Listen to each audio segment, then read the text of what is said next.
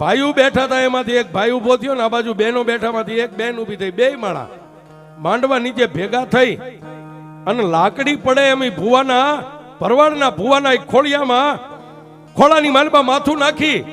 અને બાઈ દીકરીએ એટલું કીધું કે એ માં, અમે તારી પાસે કોઈએ માગ્યું નતું,